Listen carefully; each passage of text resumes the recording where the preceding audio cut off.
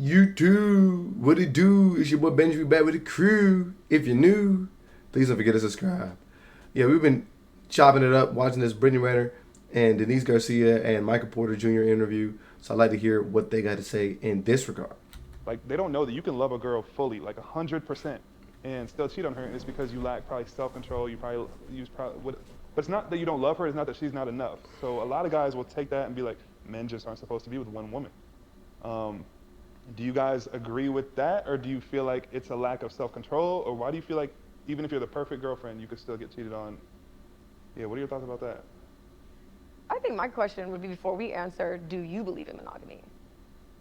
I do. What would your answer have to do with what he believes? I do believe in it because I grew up with a mom and dad. They're still married after 30-some years. They had 8 kids, homeschooled all of us. So I grew up seeing that. But a lot of my friends, a lot of guys in the NBA, they don't believe that's like natural for like a man. And I see why. Like when you have all these options and you. But again, that's completely different. You guys are like a percentage of men. A small percentage of men who have this opportunity. You have typically the height, the fame, and the money. Yeah, it's going to be tougher for you to be monogamous than a guy who's never going to really be in the limelight. You have opportunity to access women all across the world because of social media followings, especially that have grown since the league has started to become more predicated on the things that we see on social media, or at least through businesses that are on social media. So that it's important for you to have that individual branding. Yeah, a lot of these dudes are not going to believe in monogamy, but I mean, they don't truly believe that. They're just basing it off the opportunities that they've been presented. You have a wandering eye, like it is hard. Now, if you get on your phone and it's right, if your girl's annoying you, making you mad, you can just, you know what I'm saying? Like, it's so easy. I personally feel like it's a lack of self-control probably, and just, but if you really are seeking peace in your life and happiness, I feel like one woman will bring you that more than multiple, to me. They say one good girl is worth 1,000 B words, you know what I'm saying, or 1,000 hoes. So the problem is, again, if you are not attracting the quality women and you're not finding somebody who makes you feel like you need to settle down and isolate there, then I mean that's part of the problem. Yeah, I think like they just have so many options and it's so easy, and I feel like women too, Not these dudes kind of did ourselves. Some women did as a collective, did us a disgrace, because here you are accepting and willingly being that side bitch or whatever it is, and making it so easy that you ruin it for fucking everybody. Yeah, especially. What do you mean you ruin it for everybody? It's because girls have gone in that mentality of they're trying to be dogs. Yeah, and they think it's like something to be proud of. It's disgusting. That's true. Like, oh, I got this dude wants me. Disgusting. Yeah. There was a point in time, the women before us, they had no rights. It was to be seen, not heard. Yeah. This is the most freedom we as women have had collectively in just career and visibility and using our voices and being in prominent spaces. So I feel like at one point in time, the dad would go trade his daughter for 3 cows. So it's like, how far back are we going? Because we can compare monogamy to it's not natural because animals don't do it. There are several animals, especially birds, and birds can fly anywhere. There are monogamous. So if the bird can fly anywhere in the world, why would they be with just one bird? I didn't even know that was a fact. Ravens are monogamous. Eagles are monogamous. Vultures are monogamous. That's why I'm like, there's a lot of birds, and just in general, I love birds, but that are monogamous. So my thing is like, I think it's more disgusting for a woman to be like that. No. I think at the end of the day that people are a vibrational match. This is a game that we are in. This is a feedback system.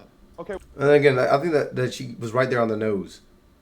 We as humans, yes, we've evolved, and yes, we are able to kind of set foundations forward for the world that we live in. And we've been able to do that a lot better than a lot of the other animals in the ecosystem, but we're not that much more complex.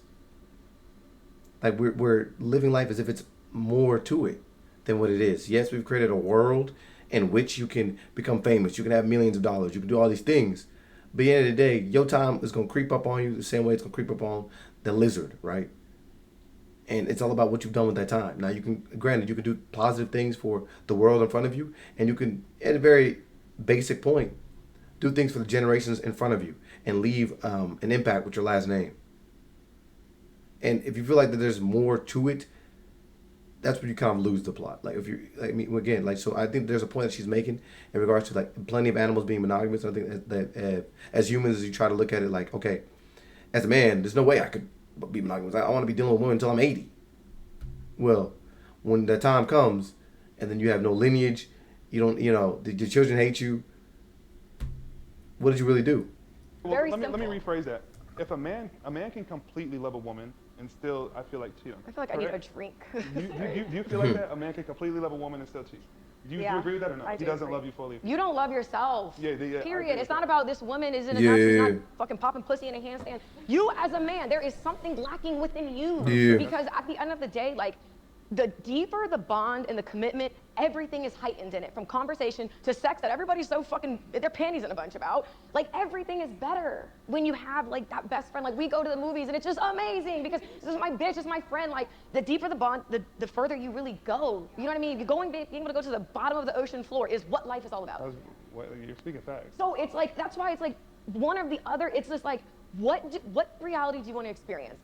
Whatever that answer is, just be sure that you're okay with accepting whatever comes behind it. If you want to go out and fuck 100 guys in a week, just be sure you can take on whatever repercussions come with that spiritually, emotionally, physically, mentally. Just, my biggest thing Yeah. is not go fuck 100 guys in a week, and it's not wait until you're married. It's whatever you do, you just make sure you stand on that and you accept whatever comes behind it. And be proud of the things that you do. That's really where I stand with that. So I don't like comparing one to the other. It's what do people Both want to wrong, experience? yeah. It's not even wrong. It's what do you want to experience? What do you want to experience in this life? There's a buffet. Have whatever you want. Just accept if you get sick from the crab legs, that's on you. I agree with that. So that leads me to my next question I want to transition to. That's real. You obviously have, you're Muslim now, and I want to talk about the transition to that. What led you to that point and what led you to be so dedicated in that space? What were you before you were Muslim? Spiritual. Just spiritual? And I'm right back right there. Oh, It's not that I'm not Muslim. It's that I was in a rebuilding, purification process of my life. And when you completely demolish a house, you have to have some type of blueprint, right? You're not just gonna just start putting up pillars, and there has to be a map.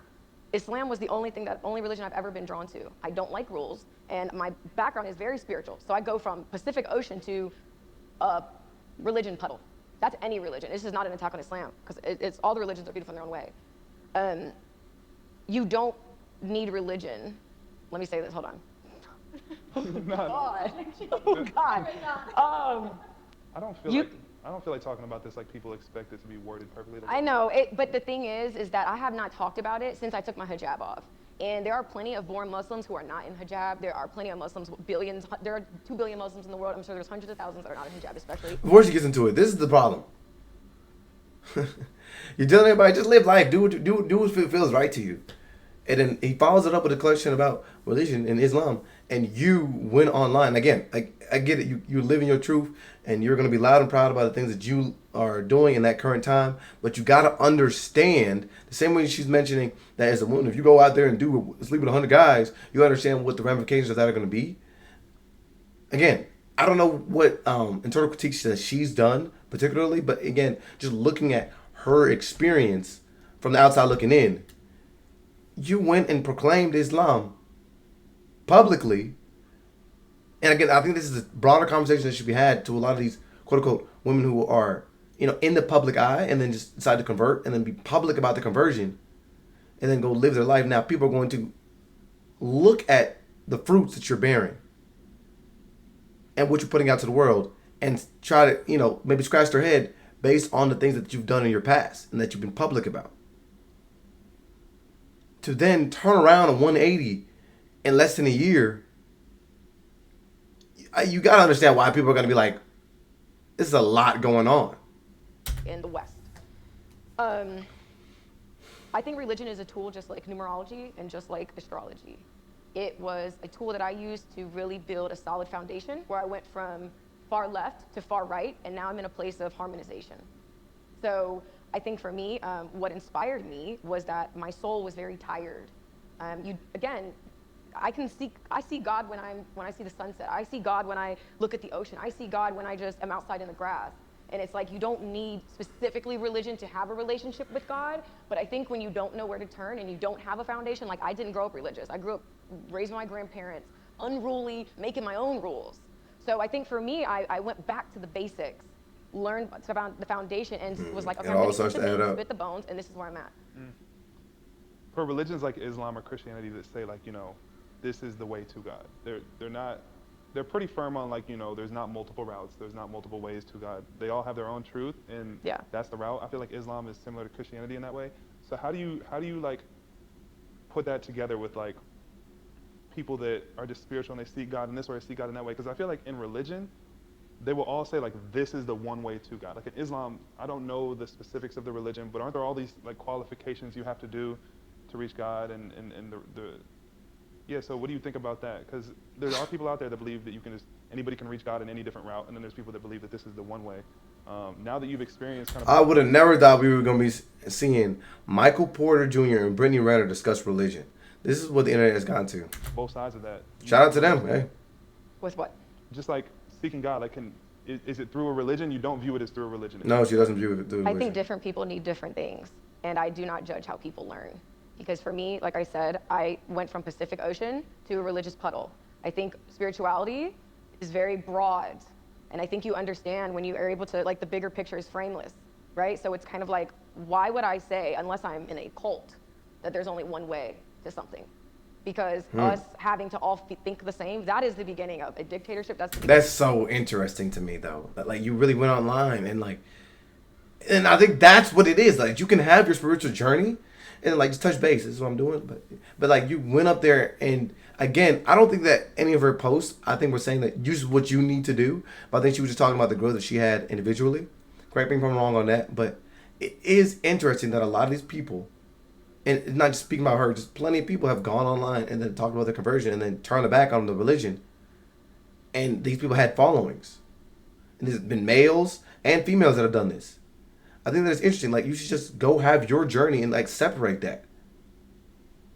Because then you start to paint yourself as a source for information on that religion. And I think that's kind of like you can bring light to it and allow people to do the research, but if you're not, like, ordained in that manner, you shouldn't. Of a cult, that is a lot of things that, to me, that just don't align with where I'm at. So I believe, personally, after just experience, I mean, I went full in. Like, there are people who are born Muslim who are still not in hijab today. The 3 days before I took my shahada, I was in hijab before I even took my shahada. So I just feel like there are different things that people need throughout their journey. And I feel like even when I had the hijab on, it was like an invisibility cloak, like nobody could see me. So that was a layer of protection that when I was rebuilding myself from the fucking dirt, that I needed. So it's just like, I think different people need different stuff. And to say that one way is it, I think is incredibly irresponsible and just foolish. So it's like, there are plenty of people who tell me all the time, who write me that I'll see you in hell, sister. You know, it's like, well, you'll be right there with me, babe. Like, you know, so I just feel like, hey, you know, I think you can implement all things. Just because I'm not in hijab, I'm still Muslim in my heart. Just as much as I love astrology, just as much as I love numerology, just as much as probably back in 1876, I was considered a witch and burned at the stake. I'm all... Y'all let me know what y'all think about the comments below. Y'all just drop the comments below.